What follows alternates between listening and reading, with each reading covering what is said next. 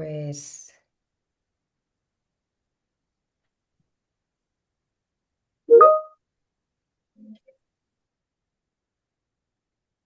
empezamos, ¿sí? Sí, Bueno, buenas tardes a todos los asistentes. Tenemos hoy, pues, el placer de tener una ponente muy conocida por todos vosotros, Celia Herrero, y os damos la bienvenida al taller número 4 de los talleres del ciclo de talleres online que dentro del programa Bienestar están diseñados específicamente para vosotros, para los jóvenes abogados. Y en el día de hoy, pues el taller que os presentamos es desde luego para nosotros muy especial porque tiene mucho que ver con cómo gestionamos nuestras expectativas, cómo gestionamos nuestro ego profesional, esa autoestima que muchas veces nos hace pasar, ¿no?, malas pasadas, ¿no? Situaciones complicadas que tal vez no sabemos gestionar. Y ya os adelanto, como abogada con 35 años de experiencia, que mucho de lo que hoy vamos a escuchar en este taller se sigue sucediendo a los abogados que tenemos más experiencia.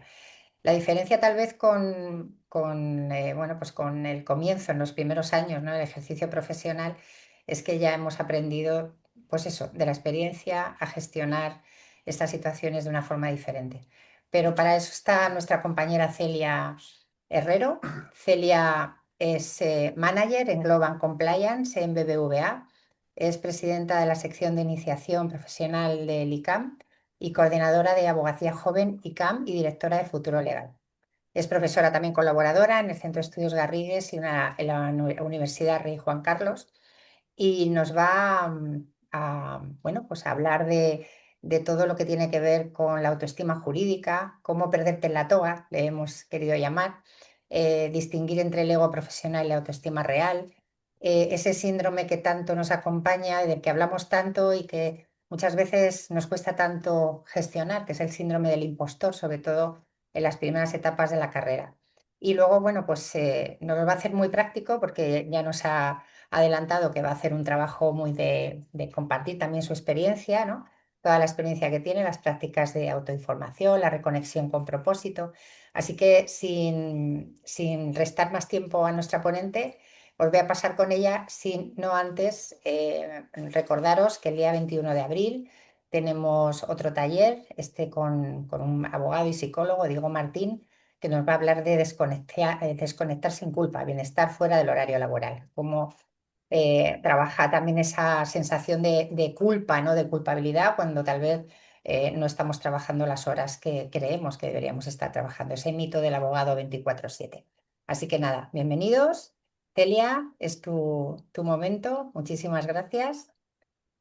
Mariola, muchísimas gracias a ti, tanto por la presentación como por invitarme, como por organizar algo tan necesario como este tipo de talleres con este enfoque práctico que muchas veces cuando estás empezando en la profesión, pues te viene muy bien escucharlo.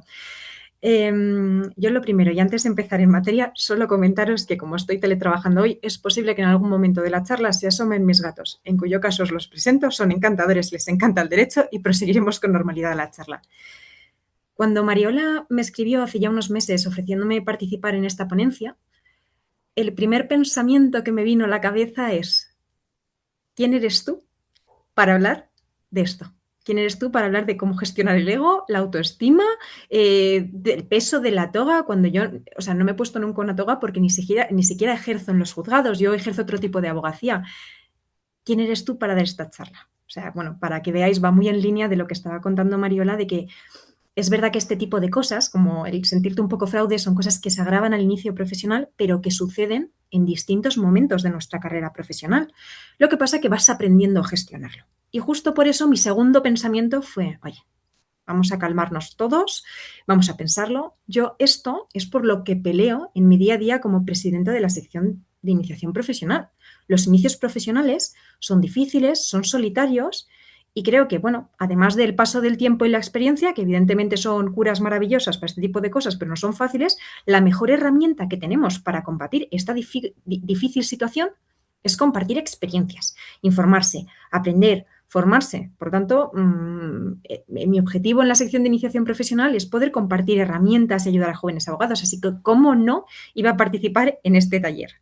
Así que, bueno, ya lo he adelantado un poco, pero el objetivo de la sesión de hoy es básicamente romper el hielo, normalizar y legitimar un tema que nos pasa a la gran mayoría y demostrar que ese malestar inicial no es algo, no es una rareza privada, no es algo que le pase a una persona aislada, sino que es una experiencia compartida por todos los que empezamos en esta profesión. Y si preguntáis a abogados más experimentados, la gran mayoría, sobre todo los que sean honestos, os dirán que recuerdan los inicios profesionales pues con cierta inseguridad, tensión, una sensación de desajuste, de esto que me enseñaron en la facultad no llega a coincidir con lo que estoy viendo en mi día a día. Por lo tanto, vamos hoy a abordar todos estos temas. ¿Cómo vamos a estructurar el taller? Lo primero, vamos a hacer una pequeña introducción de lo que implica la toga. La toga como símbolo, ¿qué implica ser abogado? Y no estamos hablando de pasar el máster de acceso, hacer el examen con el apto y luego colegiarse, sino más allá de ello, cómo nos afecta a nosotros como individuos y como profesional.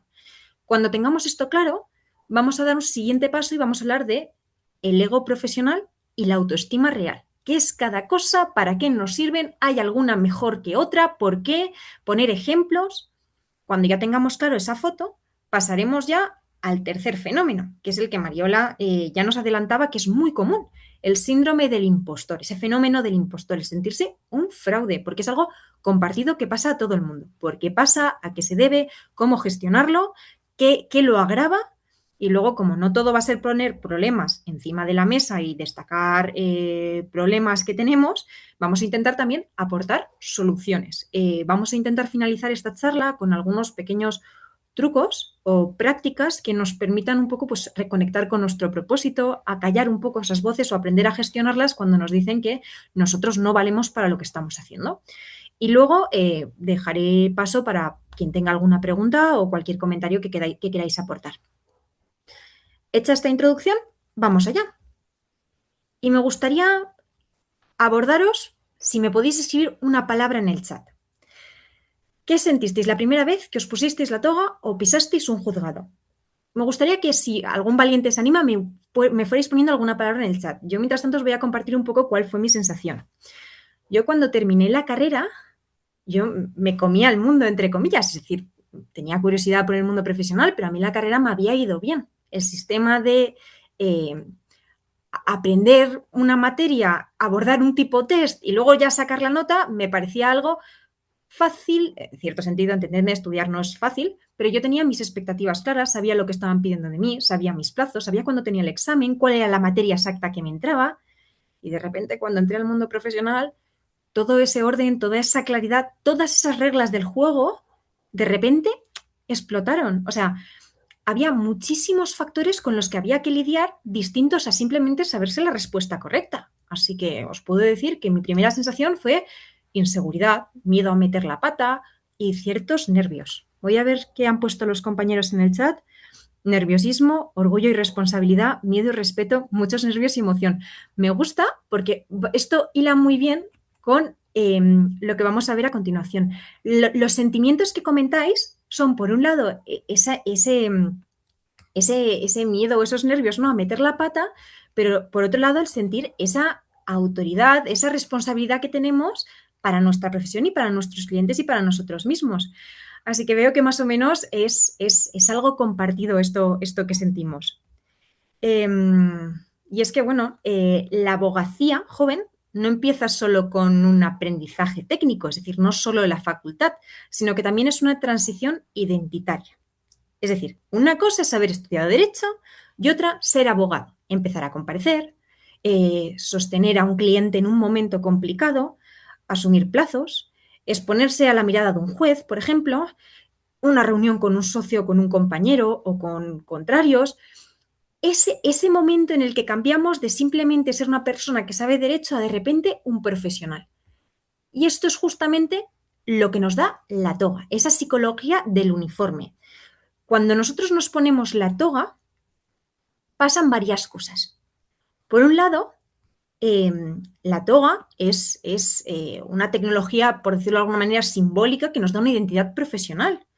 nos da cierta autoridad, somos abogados, nos ordena corporalmente, nos inserta un poco en un ritual y nos recuerda que no estamos allí como individuo, no somos María, no somos Celia, no somos Carlos, sino que somos el representante de una función, de la abogacía. Ese es su lado bueno. Nos inviste, nos iguala en el estado ante otros compañeros y nos presta una estructura cuando todavía no tienes esa seguridad plena interna.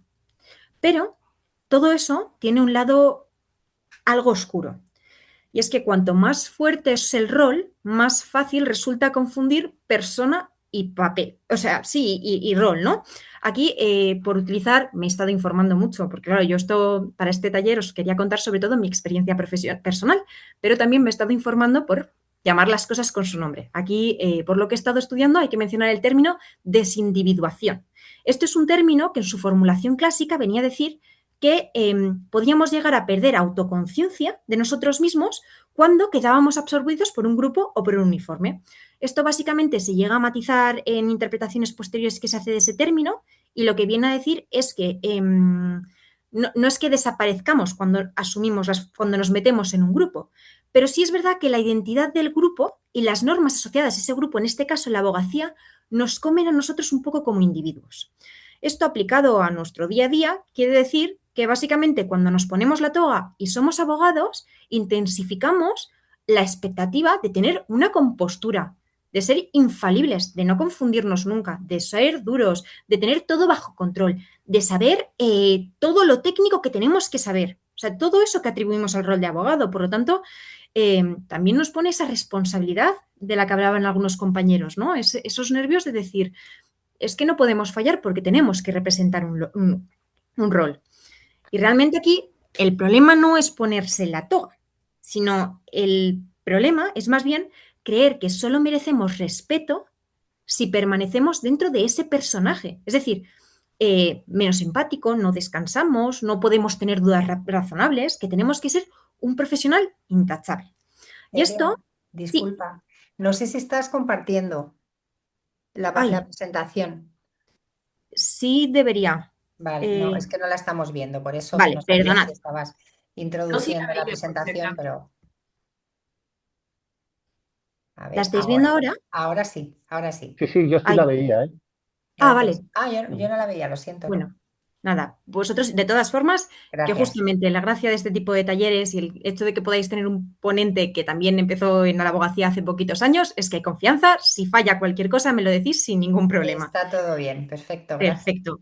Nada, pues esto que os comentaba del uniforme, esa sensación que tenemos de tener que ser absolutamente perfectos, es algo que, como ya adelantaba Mariola, pasa en etapas posteriores de la abogacía. Esto no pasa solo a jóvenes abogados.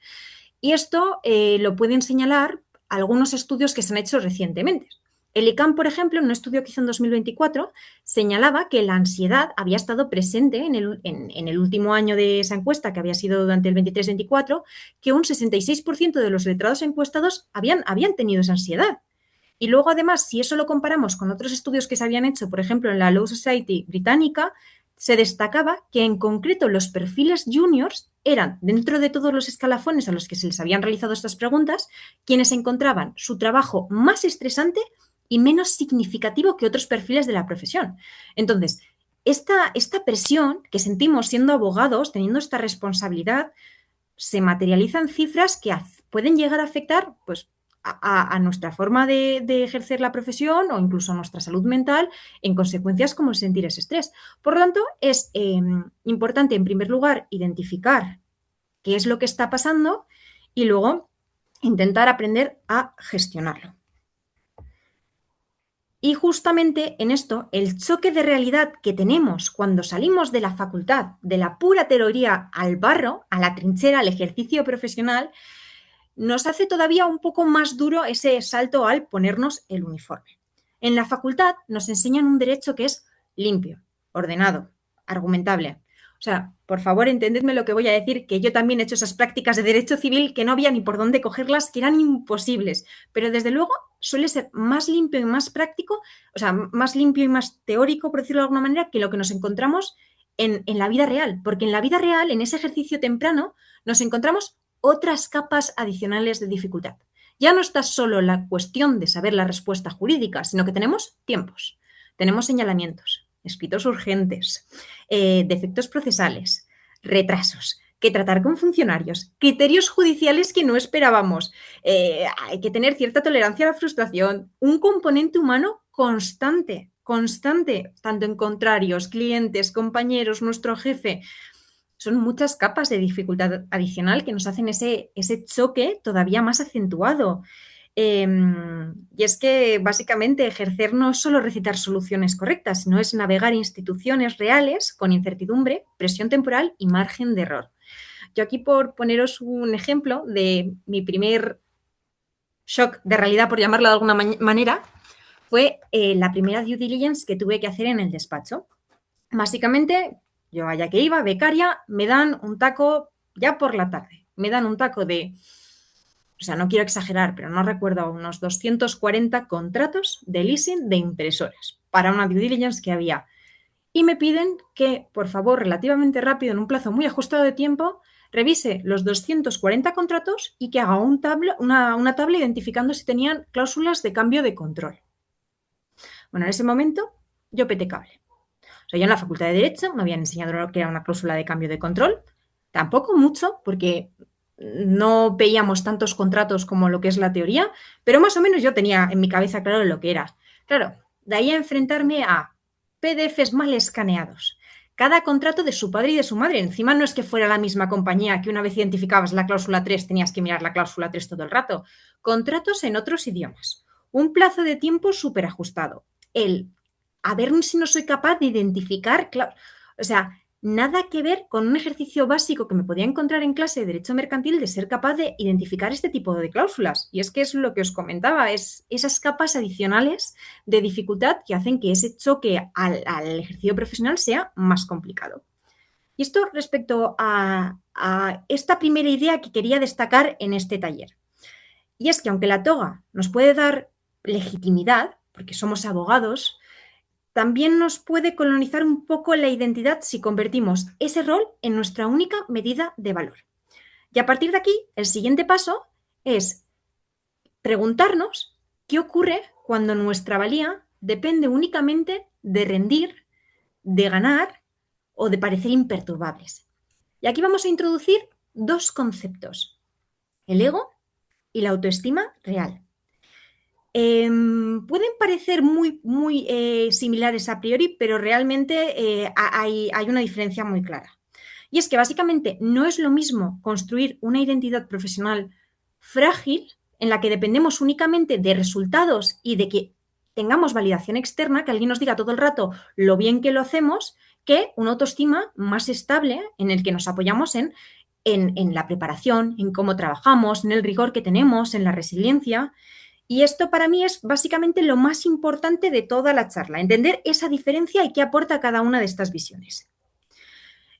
Hay que entender una cosa, en el sector de la abogacía tenemos un entorno competitivo, muy competitivo. De hecho, solo en Madrid hay más abogados colegiados que en toda Francia.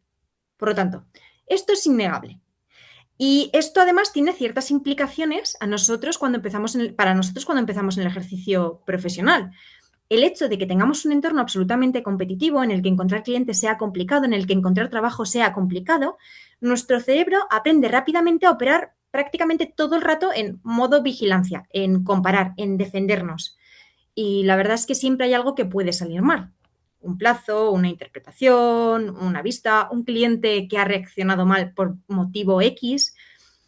Si ese ecosistema, que no depende de nosotros porque es algo externo, se interioriza, la mente acaba funcionando como si estuviéramos permanentemente en un examen. Y eso no puede ser muy sano. Y aquí quiero introduciros un concepto, el locus de control. El locus de control tenemos, por un lado, básicamente, una parte del trabajo del abogado depende de factores internos y controlables y otro de factores externos que no son controlables. El locus de control interno hace alusión a esos factores internos que sí que podemos controlar nosotros. El estudio, la preparación, la estrategia, el tener muy ordenado un expediente, la claridad con la que expresamos las ideas o con la que escribimos un escrito, nuestra conducta en sala, la forma en la que nos relacionamos con el cliente, esa empatía que le mostramos. Y luego tenemos una serie de factores externos que no dependen de nosotros y que no podemos hacer nada por alterar. La decisión del juez, la dinámica de un despacho en el que trabajamos, en el que hay muchísimos compañeros, cómo va a reaccionar el contrario, el contexto probatorio, incluso la carga de trabajo del órgano judicial. Y el error está en confundir lo externo con lo interno. El ego es aquello que se construye sobre esos factores externos. Valgo por lo que yo gano, por los casos que gano, no necesariamente dinero, y por cómo me ven los demás. En cambio, si nosotros ponemos el valor en ese locus de control interno, en esos factores internos, hablamos de autoestima. Valgo por mi esfuerzo, por mi ética, por mi capacidad de aprendizaje, con independencia del resultado. Y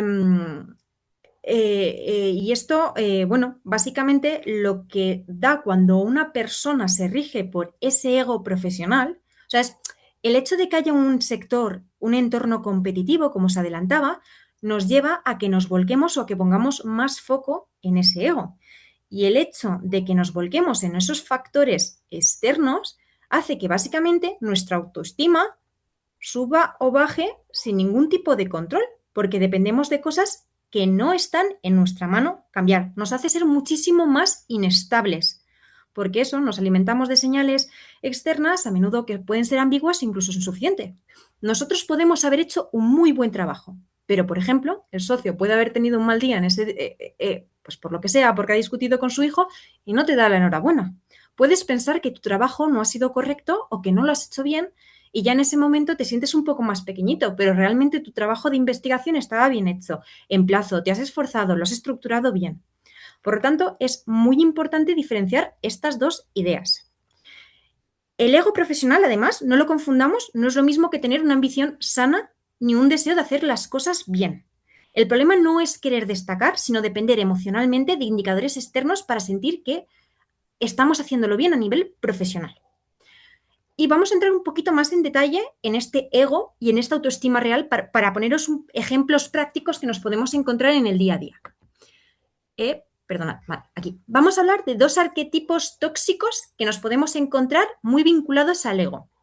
Perdonadme el término de tóxico, porque esto no quiere decir que sean malas personas quienes cumplan con este arquetipo, pero sí es verdad que son cosas que son un poco nocivas para nuestra autoestima real. Yo he sido los dos casos, los dos. Ahora os cuento y os pongo algún ejemplo. El primer arquetipo de un abogado que se fija muchísimo en el ego es un perfeccionista paralizado. Es decir, la famosa frase de parálisis por análisis. Tengo tanto miedo a equivocarme porque me da tanta vergüenza cometer un error delante de otras personas que reviso una y otra vez cosas absolutamente sencillas porque temo dejarme un error que sea visible y que se pueda convertir en una humillación. Típico correo sencillo en el que tienes que darle a lo mejor una respuesta un poco más contundente a un cliente que la estás mareando. Lo redactas. Espera. Le preguntas a ChatGPT, oye, esto suena profesional, vale, te lo dejas en borrador, te vas a por un café, luego lo vuelves a abrir. Un puñetero correo que podrían ser 10 líneas. Por lo tanto, el hecho de que este tipo de persona tenga tanta dependencia o tanto miedo de lo que puedan pensar terceros de su actuación hace que tampoco ejerza bien, o sea, no hace bien su trabajo, porque se paraliza, tareas sencillas se quedan bloqueadas. Por lo tanto, este, por ejemplo, es un arquetipo de abogado que se queda estancado en ese ego. Otro caso, y a esto también me ha pasado, si esto al final va un poco por épocas, se aprende muchas veces de cometer errores, de espabilar, pero bueno, quien pueda aprender un poco de esta experiencia que estoy compartiendo, eso que se puede llevar. El abogado salvador. Es un abogado que no solo es empático, sino que asume que es una especie de persona omnipotente que puede asumir todo. O sea, confunde acompañar al cliente con la carga de responsabilidades o asumir responsabilidades ajenas. No sabe decir que no, se echa todo a la espalda eh, porque tiene que estar ahí, porque tiene que acompañar al cliente, por esa presión de lo que diga el cliente. Este abogado al final también puede acabar haciendo mal su trabajo, porque cuando al final nosotros asumimos una carga que por tiempo no podemos llegar a cumplir esos objetivos, al final estamos perjudicando al cliente, estamos perjudicando nuestra forma de ejercicio y no estamos consiguiendo un buen resultado. Por lo tanto, aquí tenemos dos tipos de abogados que se centran en ese ego y que ponen en ese punto el foco. Volviendo para atrás, no para adelante, para atrás, perdón, ya hemos visto qué es el ego. Y ahora vamos a entrar un poquito más en detalle en lo que es la autoestima real. Aquí me vais a perdonar porque quiero poneros un breve vídeo. Por regla general, soy de la opinión de que el scroll en redes sociales es terrible y te fríe el cerebro. Por mucho que lo diga y lo tenga medianamente claro, no puedo evitar hacerlo. Pero a veces se aprenden cosas interesantes. Justamente este estudio lo averigüé, lo encontré en su momento en una red social y me pareció brutal. Es un estudio que se hizo con niños en Estados Unidos. El vídeo está en inglés, es muy breve. Vamos a ver un trocito y luego vamos a explicarlo. Para quien no entienda en inglés, lo vamos a comentar brevemente en español y vamos a sacar alguna conclusión. Básicamente, este estudio lo que hace es diferenciar el rendimiento de estos niños según dónde se pone el foco, si se alaba su inteligencia o su esfuerzo. Dadme un segundo, por favor, que voy a compartir la pantalla. Celia, está activado el vídeo, ¿verdad? Sí, eso es. Voy a compartir un minutito pantalla compartiendo el sonido para que lo podáis escuchar. Y ahora lo paro otra vez para comentarlo. Voy para allá.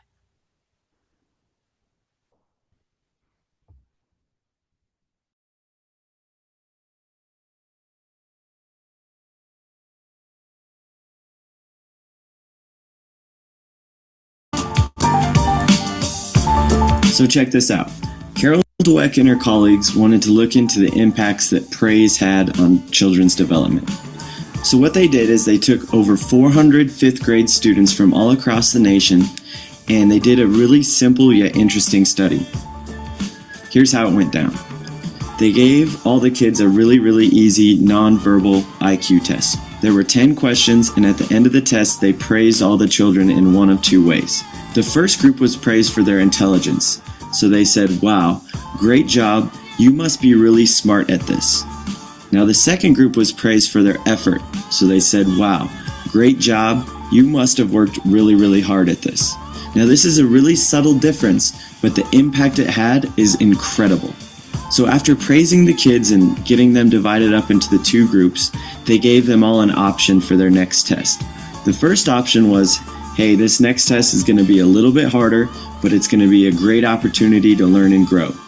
Now the second option was, this next test will be similar to the first and you will surely do well on it. Now the interesting thing is, out of the group that was praised for their intelligence, 67% of them chose the easier option, while 92% of the kids who were praised for their effort chose the harder test. This is unbelievable to think about, how just the subtle difference in the way that they were praised had such an impact. Carol Dweck explains why this happens.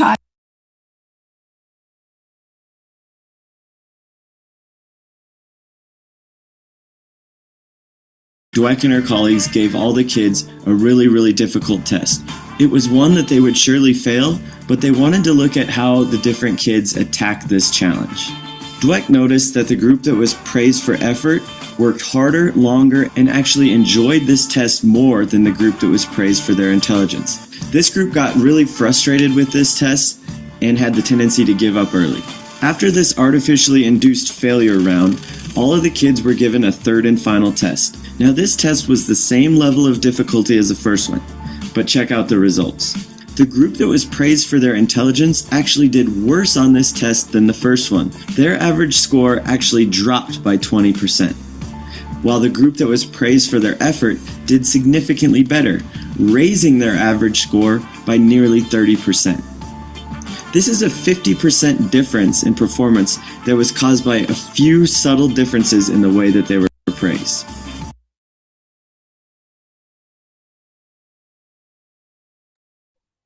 Vale, perfecto. Vuelvo ahora mismo a compartir la pantalla y traducimos muy brevemente lo que han explicado y comentamos el vídeo.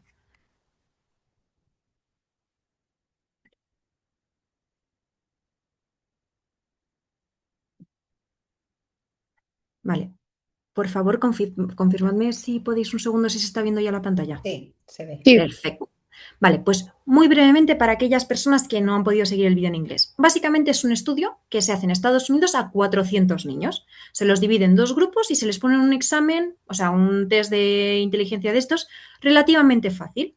A un grupo de niños se les alaba por su inteligencia, por el resultado, por el ego.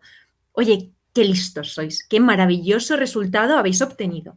Y al otro grupo de niños se les alababa por su esfuerzo, por su trabajo. Oye, qué bien has trabajado, cuánto te has esforzado. Con este condicionamiento se les somete a 3 test más. En el primer test, o sea, el segundo, el siguiente después de esta primera prueba, se les permitía elegir y les daban o uno mucho más fácil o uno mucho más difícil. Y les decían que en el más difícil iban a poder pues, aprender más, crecer más y que el sencillo, pues bueno, que no les iba a aportar esos retos.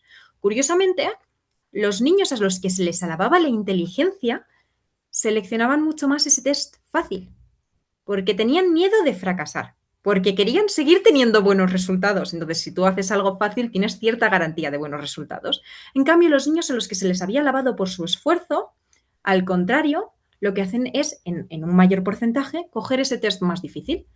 Se les hace un tercer test, uno prácticamente imposible para los niños de esa edad.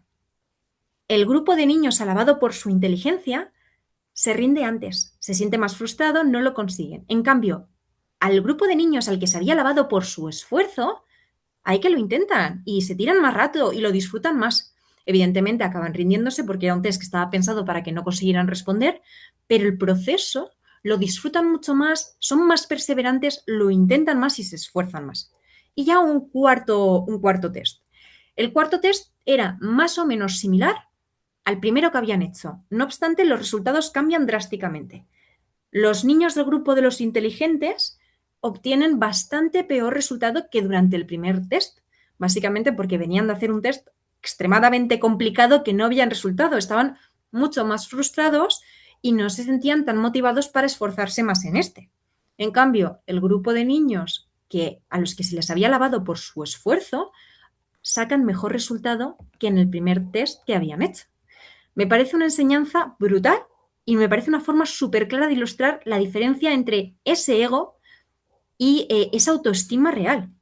Es decir, que lo fácil es acabar enfocándonos en el ego porque muchas veces el sistema también educativo nos lleva a ello, porque vivimos en un entorno muy competitivo que nos enseña básicamente a fijarnos en resultados, alabanzas que nos dan y demás. Puede ser, pero que eso puede dar peores resultados que tener una autoestima sólida, trabajada, real, que nos garantiza ser mucho más estables, no dependemos de terceros y que, como se demostró en este estudio, encima nos garantiza pues mejores resultados, pues evidentemente una autoestima nos puede ayudar mucho más en nuestra carrera profesional. Entonces, el objetivo de esto es primero ser capaces de identificar qué son de estos dos conceptos, ¿no? Intentar también ubicarnos e intentar trabajar sobre todo en la parte de la autoestima. Y un inciso que quiero hacer, el hecho de que nos focalicemos o que construyamos una autoestima real no quiere decir bajo ninguna circunstancia que el resultado sea irrelevante. Significa básicamente que el resultado no monopoliza el juicio sobre nuestra propia dignidad profesional. Puedo ser capaz de evaluar un mal desempeño, un mal resultado, sin concluir por ello que soy un fraude como persona, porque puede haber pasado algo que sea culpa mía, pero es que a lo mejor me he esforzado mucho, todo lo que estaba en mi mano lo he hecho lo mejor posible, pero es que el resultado no dependía solo de mí. La autoestima real, además, no es tan grandilocuente como el ego, es ciertamente un poquito más sobria, en el sentido de que no es tan espectacular cuando nos hacen esos halagos, de esas felicitaciones y demás. Básicamente es ser capaces de decirnos que hemos preparado un asunto determinado con honestidad, que hemos hecho lo que estaba en nuestra mano, que hemos aprendido, que hemos sido capaces de mejorar cosas en las que habíamos cometido errores en ocasiones anteriores y no convertir en un revés cualquier fracaso o fallo. Y es que básicamente esto enfocado al despacho o sea, en muchas ocasiones es difícil de gestionar, en el sentido de que nuestros bonus, nuestro rendimiento, nuestras evaluaciones al final del año, muchas veces se intentan enfocar en esos resultados, ¿no? Entonces, tenemos que hacer un ejercicio muy, muy activo por ser conscientes de en qué punto estamos nosotros y por trabajar en esa autoestima real.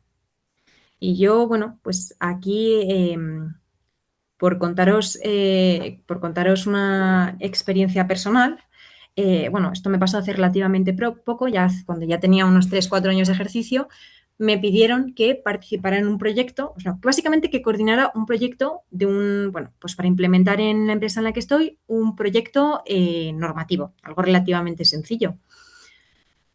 Era el primer reto que me daban así más serio con autonomía, en el que coordinaba yo y demás. Bueno, yo hice un gran esfuerzo, me hacía ilusión, estaba muy motivada, me estudié todo el tema de pi a pa, hice unas tablas Excel, unas presentaciones, hice varios formatos entregables para hacerlo más ágiles, monté varias reuniones y demás.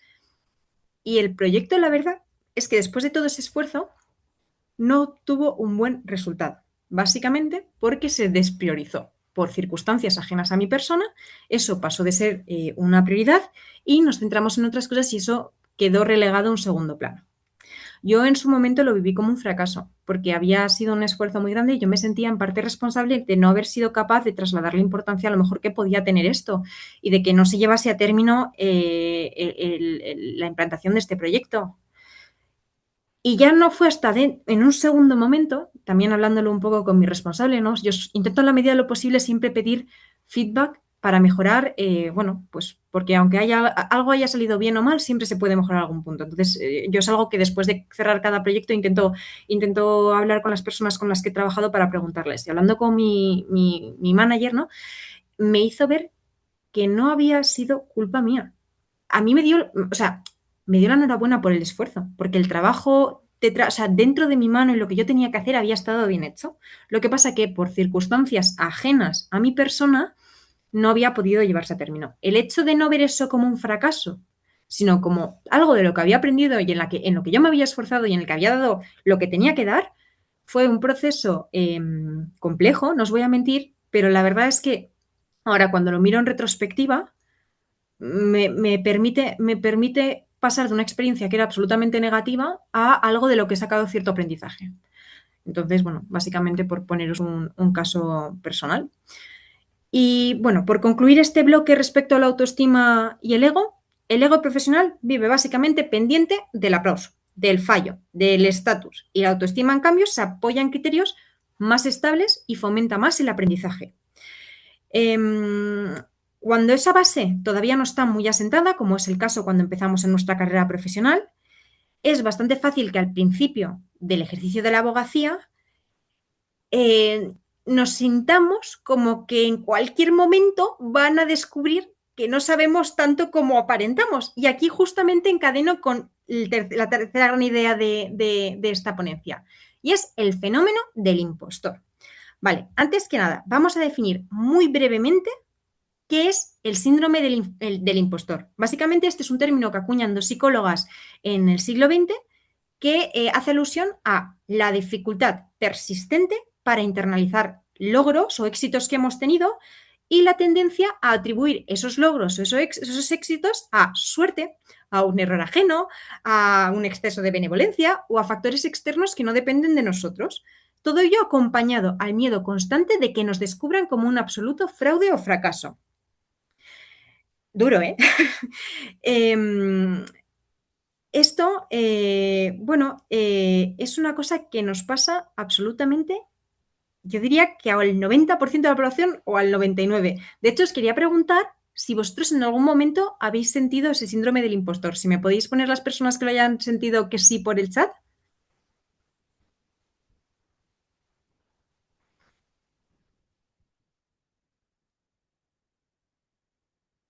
Ya, jo, pues es que todo el mundo está respondiendo que sí. Al final es algo que es bastante común a todas a todas las personas que iniciamos en esta etapa profesional. Y aquí el objetivo un poco de hacer este experimento y de preguntaros es demostraros que esto no es una estadística, sino que esto no le ocurre a una minoría que sea defectuosa, sino que le pasa a todo el mundo. De hecho, creo que fue Einstein que decía que era, o sea, se llamó a sí mismo como una especie de estafador involuntario porque básicamente decía que todo el éxito que se le atribuía, ¿no? Lo bueno que era y demás, no era coherente con los descubrimientos científicos que él había hecho. O sea, vamos, una de las personas que se ha quedado en el imaginario como uno de los grandes científicos de nuestra historia, consideraba que él realmente lo que había hecho no era merecedor de ese reconocimiento público. Por lo tanto, para que veáis que ese síndrome del impostor, pues es que le pasa a tantísima gente buena, mala. Bueno, vamos a ver qué tipo de factores pueden agravar esto que se dan concretamente en el entorno jurídico, ¿no? Lo primero, una cierta tendencia a convertirlo todo en un examen. En la abogacía, la verdad es que casi todo lo que hacemos en nuestro día a día parece una especie de prueba. Escritos, vistas, una reunión con tu socio en el que te tienes que convencer de tu propuesta, una reunión con un cliente, correcciones internas. ¿A quién no le ha pasado de entregar un documento a tu socio y que te lo devuelva rojo con un montón de correcciones como si fuera un examen del cole? Y esto favorece básicamente el hecho de que veamos casi todo como una prueba o como un examen escrito, la autovigilancia excesiva. Todo el rato me están evaluando, todo el rato están poniendo a prueba mis capacidades, lo que lo que provoca que en el sector de la abogacía tengamos un poco este síndrome del impostor un poco más agravado. El segundo punto es el lenguaje, o sea, la jerga legal como una barrera de entrada, como una barrera de pertenencia. El lenguaje jurídico, desde luego, es necesario porque cumple una función de precisión, pero cuando tú estás empezando, que conoces la terminología de la facultad y ves que la terminología que se está usando usan tus socios con muchísima familiaridad, tú no estás tan acostumbrado a la misma, tienes la sensación de que no hablas el idioma. Es básicamente como irte a un país extranjero y no entender básicamente nada de lo que están diciendo. Eso básicamente lo que genera es que nos sintamos que somos un fraude, que no estamos capacitados para estar en ese entorno. Y esto, aún con la terminología jurídica, puede tener más encaje porque, jope, al final tengo que ser capaz de entender el vocabulario técnico que tengo que usar en mi día a día. Pero a mí una cosa con la que me pasaba, que me sentía súper síndrome del impostor, es con las siglas. Yo cada vez que entraba en un equipo nuevo o trabajaba con gente nueva y me mandaban en correo siglas, muchas veces en terminología inglesa, que nadie explica, pero todo el mundo asume que tú tienes que saber, era como, oh Dios mío, yo no sé qué me está queriendo decir este correo de 3 líneas en la que hay 6 siglas. Básicamente ese lenguaje no contribuye a, pues a que podamos tener esa sensación de seguridad. Un factor adicional que puede contribuir a ese síndrome del impostor es una mala lectura del efecto Dunning-Kruger. Para quien no lo conozca, este efecto básicamente es un sesgo por el cual una persona que sabe poco o nada de un tema sobreestima lo bien que lo entiende. Para que nos entendamos en lenguaje muy coloquial, básicamente un cuñado, una persona que sabe poco, pero tiene una seguridad que cuando habla del tema es, madre mía, es la persona que más sabe del mundo. Básicamente, para darte cuenta de que sabes poco, necesitas precisamente un poco más de conocimiento. Es decir, tú hasta que no eres capaz de vislumbrar cómo es el universo del conocimiento que estás abarcando, no eres consciente de lo poquito que sabes. Si no tienes ese conocimiento, no ves tus propios errores ni tus lagunas y por eso puedes sentirte que estás mucho más seguro de lo que corresponde. Eso no significa que los tontos siempre se crean súper listos ni que los buenos siempre duden. Significa más bien que la falta de habilidad, ¿no? La falta de conocimiento puede impedir que seamos capaces de evaluar bien la propia habilidad. Saber poco básicamente puede dar una confianza exagerada y saber más suele dar una confianza más realista del entorno. Por lo tanto, básicamente quien empieza a comprender la complejidad real del oficio de la abogacía suele hacerse también más consciente de lo que todavía ignora. Y eso básicamente lo que hace es fomentar que tengamos esa sensación de todo lo que nos falta por aprender y que, pues básicamente que no valemos. Pero esto es parte del proceso, es parte del aprendizaje, el ser consciente. Y esto también para la gente que esté concretamente empezando en la abogacía en estos momentos y que esté escuchando esta charla, comentaros que yo, por ejemplo, hablando con otros compañeros, lo que más se valora de una persona que está empezando no es necesariamente ese conocimiento técnico, que evidentemente cuanto más se tenga mejor, sino es la actitud, la atención al detalle, son habilidades mucho más sencillas, ¿no? Que nos puede, o sea, que básicamente no tenemos que ser doctores en derechos para poder ser abogados, o sea, hay que empezar a rodar y hay que empezar a aprender. Y luego, básicamente, el último punto que lo graba en la abogacía es la falacia de la infalibilidad. Perdón. Básicamente, muchos abogados creen que dudar delante de un cliente equivale a perder autoridad. Sin embargo, la autoridad solvente no consiste en no tener dudas, sino en saber gestionarlas correctamente. O sea, no pasa nada por reconocer que necesitamos revisar un tema y que vamos a responder más adelante a un cliente pues, con cierto método o estructura. Yo, bueno, básicamente, por poner un ejemplo personal, justamente lo que os comentaba al inicio, ¿no? El momento en el que Mariola me escribió para dar esta charla, el decir, ¿qué hago yo? ¿Qué hago yo hablando de este tema? ¿No? Pues son pensamientos súper recurrentes que tenemos, que lo que tenemos que intentar evitar es que nos paralicen, que eviten que podamos ejercer nuestra profesión. Son pensamientos que muchas veces no se pueden acallar, porque es una voz inconsciente que salta en ese primer momento, pero hay que aprender a gestionarla y a no hacerle caso. Afrontarla pues con objetivos, pues con argumentos, bueno, pues en mi caso personal, yo no puedo dar una charla sobre cómo trabajar la autoestima real en la abogacía, ¿vale? Si paro y pienso fríamente, yo ya tengo 6 años de ejercicio profesional, he tenido muchas situaciones en las que me he encontrado con, pues básicamente con fracasos de los que me he podido sobreponer porque he sacado lecciones de ello diciendo, oye, pues a lo mejor sí que estoy capacitada para poder compartir mi experiencia, ¿no? Y luego, bueno, como os he prometido al principio de la charla, no solo vamos a poner problemas encima de la mesa, sino que vamos a intentar poner soluciones o pequeños pensamientos o acciones en el día a día que nos puedan ayudar cuando pues, tengamos ese síndrome del impostor, cuando nos estemos focalizando muchísimo en el ego. Y aquí, básicamente, quería comentaros 4 posibles herramientas. La primera es la reestructuración cognitiva, es decir, tener muy claro que nuestra obligación es de medios y no de resultados. Esto básicamente hace que nuestro criterio para juzgarnos a nosotros como abogados sea lo que depende de nosotros. La preparación, el rigor, el orden, la claridad, la ética, y no en factores que empiezan donde acaba mi margen de control, un resultado. Básicamente el pensamiento a sustituir es el hecho de tener, bueno, pues tener ideas o una voz que dice, como he perdido un caso, no valgo para esto. ¿Qué es lo que he hecho que estaba en mi mano? Me he esforzado, lo he preparado con tiempo para las circunstancias, porque a veces nos dan muy poco plazo. He hecho un esfuerzo increíble, he sabido priorizar. Y es lo que os comento, que el resultado no depende necesariamente de nosotros. Tener eso muy claro. Si nos encontramos con un pensamiento de esta naturaleza, de he perdido un caso y no valgo, o qué mal me ha salido esto, ¿qué hago siendo abogada? Hay que intentar reformularlo a una forma más útil. Bueno, yo he defendido este caso con el mayor rigor posible. El fallo pertenece a un ámbito donde intervienen factores externos en el que yo no tengo ningún control. Básicamente no es una frase que busca negar errores reales, sino es básicamente impedir que todo el resultado colonice toda nuestra identidad y que opaque todo el esfuerzo que hemos realizado. El segundo punto es la difusión cognitiva.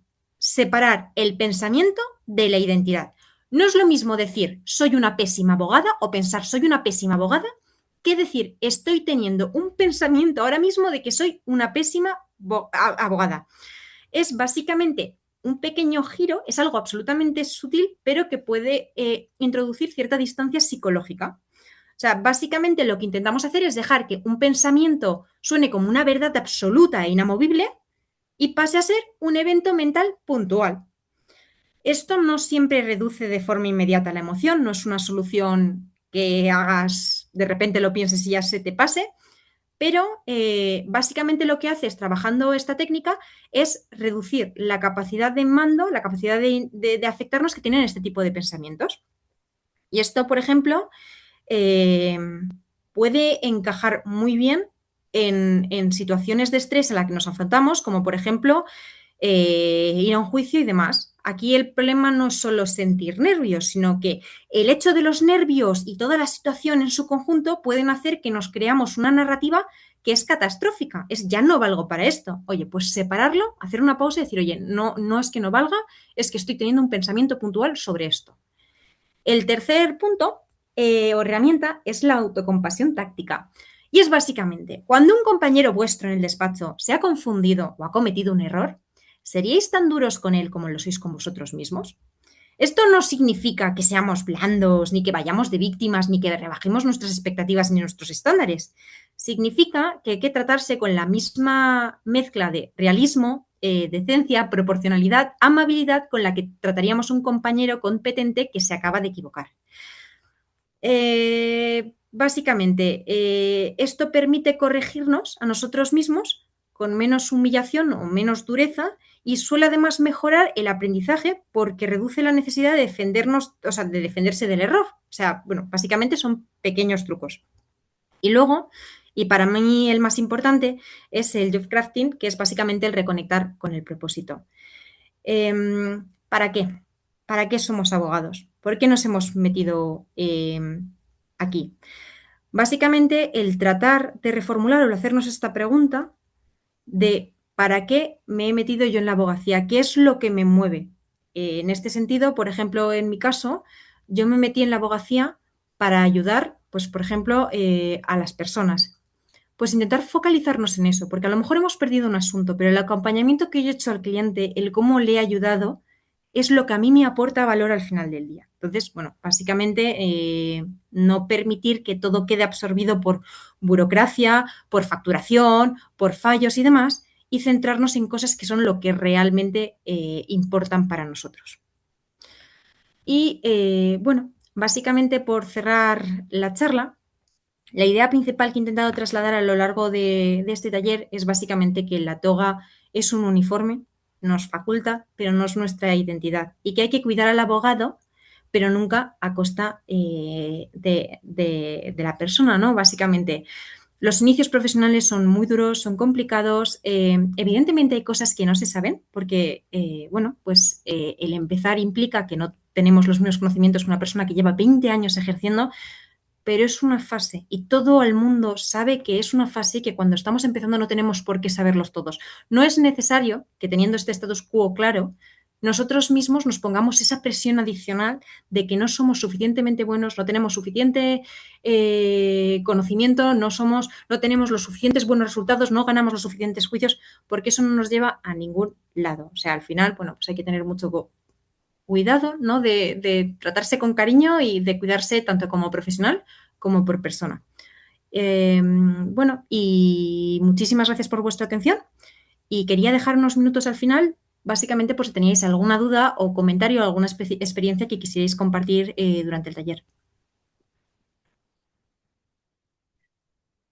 Muchas gracias, Celia. Ajá, tenemos solo unos minutitos. Vamos a esperar a ver si alguno de los participantes, de los asistentes, quiere hacer alguna pregunta, algún comentario.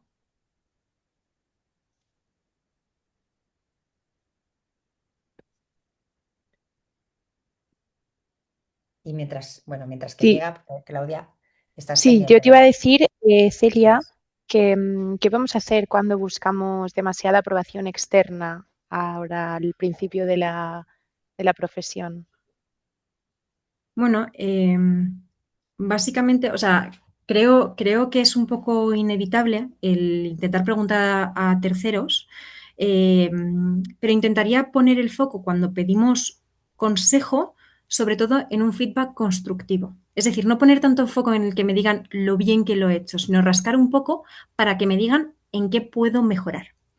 Al Ujú. final, a ver, el halago por el halago siempre, siempre gusta y es inevitable, pero lo que realmente puede sumar valor a una persona que está empezando es aprender, ¿no? El decir de, bueno, pues yo es que es la primera demanda o la tercera demanda que he escrito, no tengo muchísima experiencia, no necesito simplemente que me digan lo bien que está hecha, sino que me digan en qué puedo mejorar. Entonces, además de poner en práctica esos pequeños consejos, de intentar ser más conscientes nosotros mismos de nuestro esfuerzo y de nuestro trabajo, si pido opinión a un tercero, intentaría poner foco en esa faceta de cómo mejorar, de qué consejos puedes extraer para aplicarlos en tu día a día.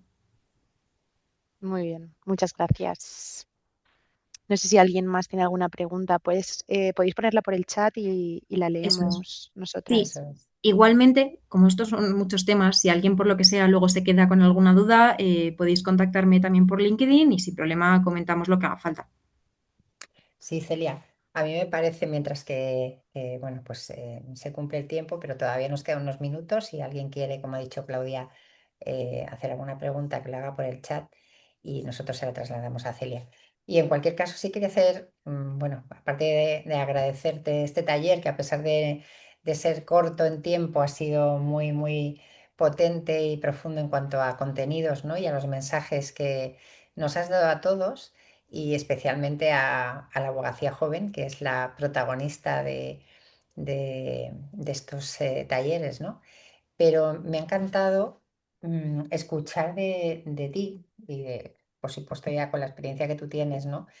Em, el mensaje de lo importante o la importancia de que nos prioricemos, ¿no? Que la toga es un uniforme, que muchas veces es lo que he visto, ¿no? Durante tantos años, que nos hemos identificado tanto con ese uniforme que cuando hemos tenido bueno, que dejarlo, decidir dejar o colgar la toga, como decimos algunas veces, yo la tuve que Ujú. colgar durante unos años porque fui abogada de empresa y no tenía que pasar por sala bueno, pues por el tipo de trabajo que hacía, ¿no? Pero cómo nos identificamos tanto con ella hasta el punto que perdemos esa sensación, esa conciencia de identidad, ¿no? Bueno, es que yo soy persona antes que abogado, ¿no? Y, Sí. y creo que has puesto justo, has incidido mucho en ese punto y me parece muy importante. Igual que también trabajar ese job crafting, ¿no? Que al escucharte, pues me has hecho que pensar, ¿no? Qué importante es esto y que tal vez, bueno, pues también se pueda ser interesante dar un taller específico sobre job crafting, ¿no? Que es cómo encontrar ¿no? Cómo diseñar esa relación que tienes con el trabajo, en este caso con la profesión, y tan alineada con el propósito, lo importante que es tener un propósito para cuando hay momentos duros, ¿no? O bajitos, pues acordarse siempre de para qué estoy aquí o para qué estudié o para qué me decidí ser abogado o abogada. Me parece muy buena idea porque aunque es verdad que mucha gente puede tener un propósito, a lo mejor no es consciente del todo y Mm, es mucho más fácil responder a por qué estudié derecho al para qué estudié derecho. O sea, es un ejercicio que cuesta mucho, que no es exactamente lo mismo, o sea, que me parece una idea súper buena lo del taller. mm. Sí, yo creo que podemos hacerlo, lo hablaremos, ¿verdad? Pero puede ser una idea buena para futuros talleres. No sé si hay alguna pregunta, Creo que no ha llegado No, ninguna. ¿no? no, ¿Verdad? simplemente que muchas gracias, Celia, a todo el mundo, que ha sido muy bueno, maravilloso. Así que nada, Sí. Y fíjate, Celia, Pues podemos. gracias a vosotros. que Pedro Damas nos dice que, bueno, te da las gracias como otros tantos en el chat, pero habla de que lleva 28 años en la profesión y tu conferencia me ha servido mucho. Oh, Es qué bueno. el poder, ¿no? Y la magia de escuchar también a los más jóvenes. Y es que los que ya llevamos más años aprendemos mucho de vosotros, ¿no? Hay cosas que nos resuenan porque las hemos vivido y a la vez también otras que pensamos, yo lo pienso, qué grandes sois, ¿no?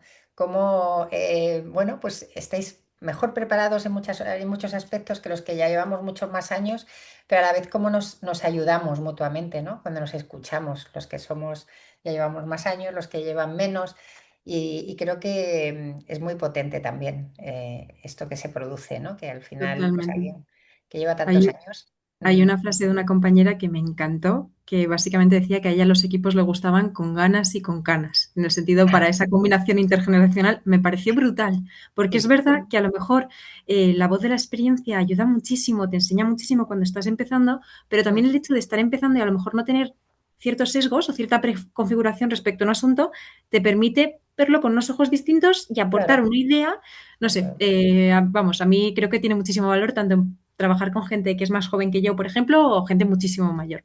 exacto. Es que suma, ¿verdad? Así que bueno, Ujú, hemos desde luego. estado aquí en varias generaciones. Sabéis que el foco y el objetivo sois vosotros, los jóvenes, pero bienvenidos los menos jóvenes, los que nos sentimos jóvenes, aunque llevamos muchos años. Y nada, pues muchísimas gracias, Celia. Un placer tenerte con nosotros. Espero que no sea la única ni la última, por supuesto. Y bueno, pues buenas tardes a todos y muchas gracias. Hasta luego. Muchas gracias. Yes.